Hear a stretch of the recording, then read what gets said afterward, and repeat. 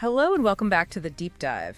It is Sunday, February 15th, 2026.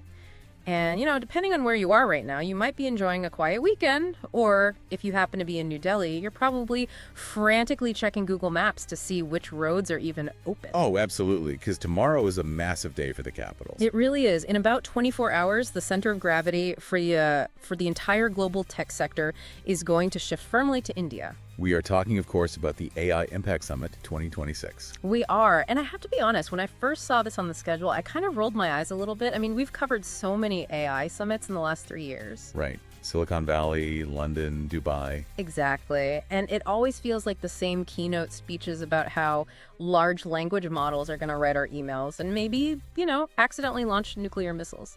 But looking at our sources today from India Today, NDTV, the PM's office, this one feels different. It feels different because of the mission statement, if you want to call it that. This isn't just a trade show where people are showing off faster chips or, shinier robots. No. This is a huge we're talking global tech titans, ministers from over 30 countries, 600 startups all gathering at the Bharat Mandapam. But the goal isn't just innovation in that abstract sense. Right, and that's what we want to unpack. We aren't just looking at the tech specs, we're looking at the context. The organizers are framing this as the Global South perspective on AI. We're seeing agenda items on road safety, judicial backlogs, agriculture. Real gritty infrastructure level problem. Exactly, and that's the lens for this deep dive. We need to parse the philosophy behind the event, the specific tools they claim will solve these problems, and then we have to talk about the very real, very ironic situation of hosting a smart mobility summit in a city that's locking down its traffic arteries right in the middle of board exam season. Oh, that clash is a story all on its own. Yeah. The irony is just too rich to ignore. We will definitely get there. Okay, good. But let's start with the big picture. Tomorrow, Monday the 16th, 5 p.m., Prime Minister Narendra Modi takes the stage. What is the signal being sent here? Well, the signal is scale and sovereignty. The event is at the Bharat Mandapam, which has really become the go-to venue for these huge diplomatic events. Right. You have 300 curated exhibition pavilions, 13 specific country pavilions, and you've got those 600 startups. But if you look at the language the PMO is using, it's not the language of Silicon Valley venture capitalists. I noticed that. In the briefing notes, they lean heavily on a specific Sanskrit phrase. Sarvajana Hitaya, Sarvajana Sukhaya. Yes, Sarvajana Hitaya, Sarvajana Sukhaya. It sounds poetic, but in a policy document that usually signals a very specific intent. It does. It translates to welfare for all, happiness for all. And we should probably pause on that because it's not just a slogan. It feels like a governance model they're trying to apply to code. It is. But if I can play devil's advocate for a second. Welfare for all is a great bumper sticker. But in the context of AI, what does that actually mean? Because the AI motto we usually hear from the big tech firms is more like optimization for profit or efficiency for shareholders. That's the pivot point. The argument India seems to be making here is that AI has to move from being a tool for efficiency, which, often means cutting costs or jobs, to a tool for human-centric progress. And they've actually structured the entire expo around 3 chakras. Chakras? You mean like the energy centers in yoga? A similar concept, yeah, but applied to themes. Yeah. The themes are people, planet, and progress. And they have these guiding principles they're calling the sutras. Okay, hold on. That sounds a lot like branding. Is this just wrapping a tech conference and cultural aesthetics to make it look different? Oh, it is branding, absolutely. But I'd argue it's strategic branding.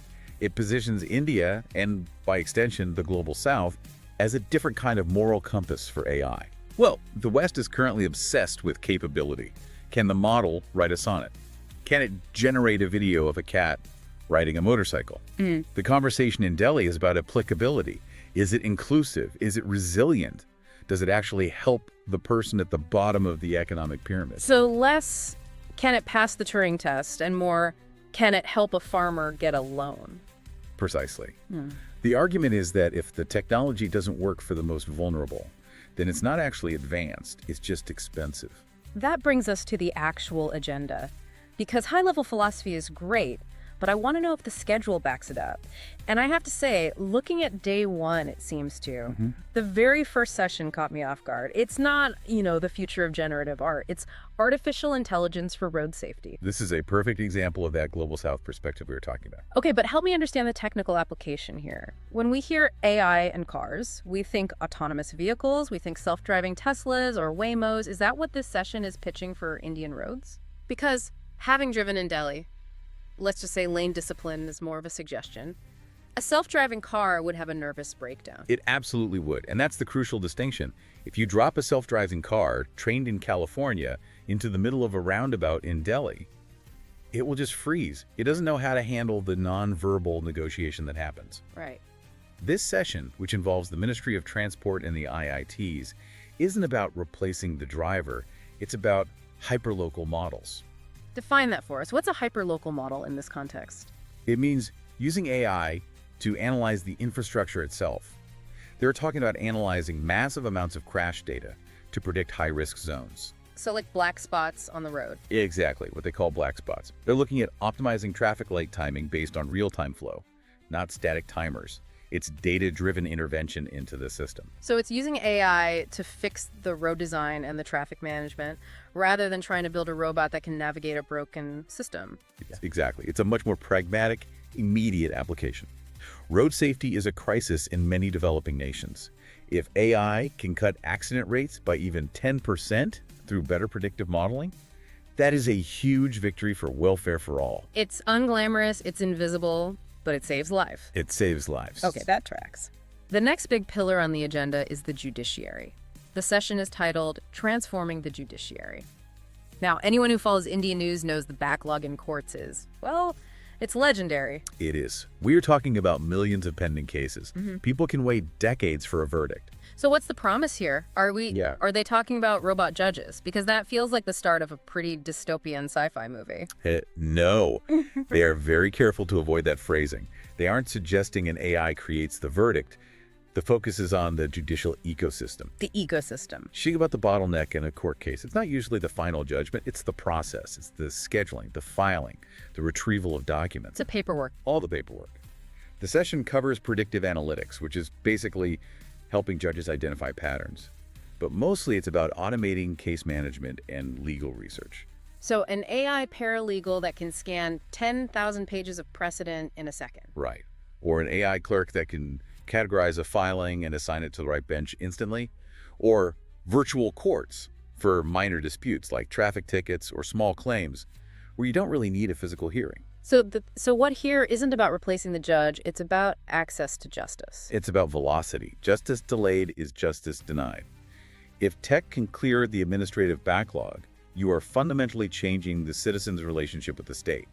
That is a very different goal than making a chatbot that can write a screenplay. We also saw agriculture on the list. Artificial intelligence for smart and resilient agriculture. We can't talk about the Global South without talking about farming. It's the backbone of so many economies.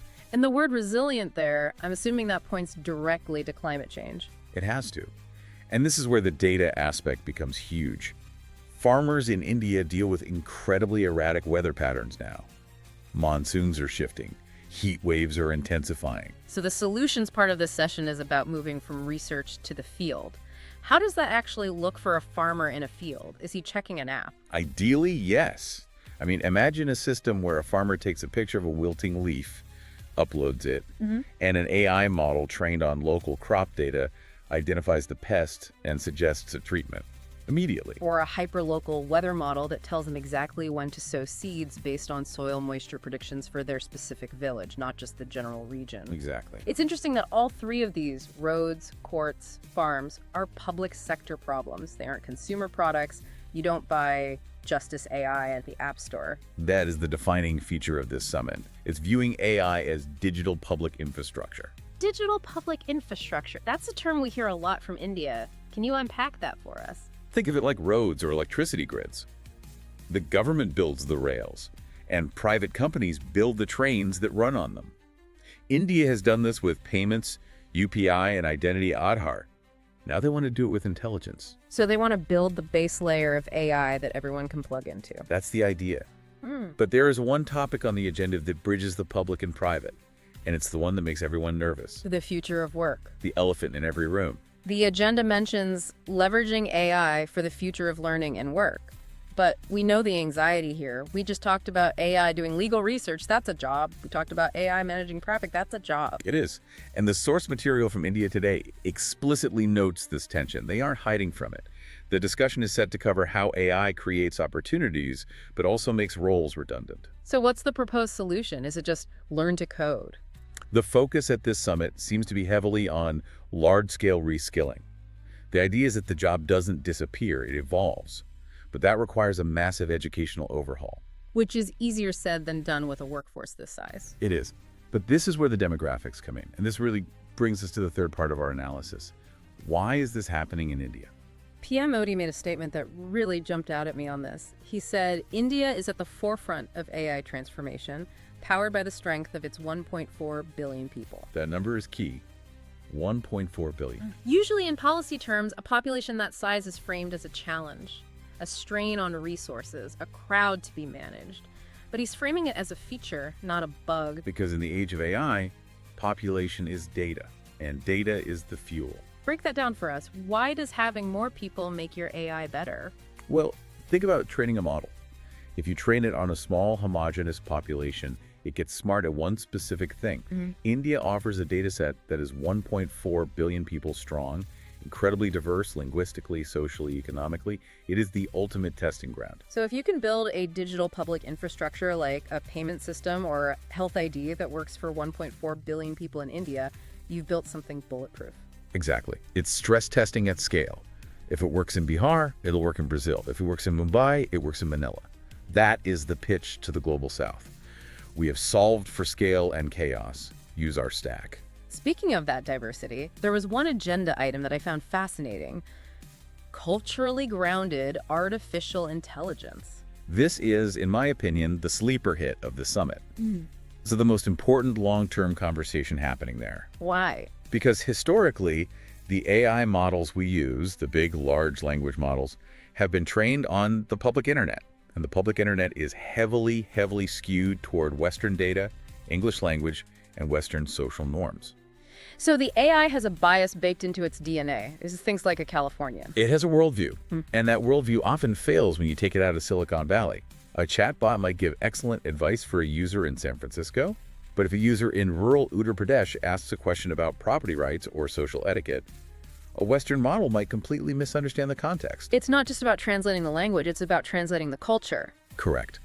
The agenda highlights that AI systems often fail in diverse contexts because they overlook social norms. They are proposing, or at least discussing, moving beyond these Western-centric models. They want AI that is culturally grounded. That feels like the next frontier. If AI is going to be truly global, it can't just be a colonizer imposing its own logic. It has to be a local. And the globe is literally showing up to have this conversation. We have delegates from 30 countries. We have reports that PM Modi will be meeting with French President Macron shortly after the summit kicks off. In Mumbai, right? Right, that's in Mumbai. But it shows the level of diplomatic traffic this whole thing is generating. Okay, you used the word traffic again. I did. And we can't ignore the reality on the ground. We have this high-minded summit, welfare for all, planetary progress. But New Delhi is a real city with real people, and right now it is approaching a very stressful time of year. It is the ultimate clash of worlds. You have the AI Impact Summit starting day one on Monday. And on Tuesday, February 17th, the CBSE board exams begin. For our listeners outside India, or those who have repressed the memory, maybe explain the stakes of the CBSE boards. It is difficult to overstate the pressure. These exams essentially determine your university prospects, your career trajectory. It is the culmination of your entire school life.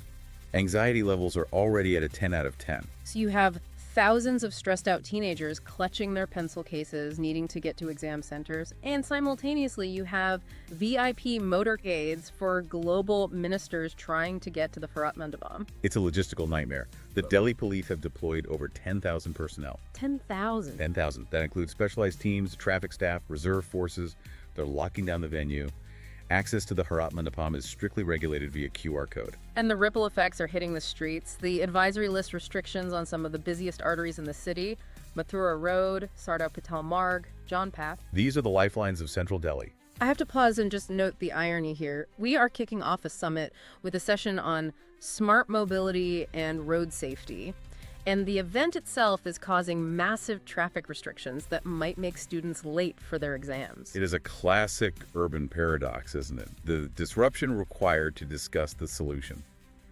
It highlights exactly why we need those hyperlocal models for traffic flow that they're going to be talking about inside the hall. But to their credit, the authorities seem aware of the optics. You don't want to be the reason a kid misses their math board. No, that is a PR disaster. The reports say the police have been specifically sensitized to assist students. Sensitized is an interesting word choice. It means don't stop the kids.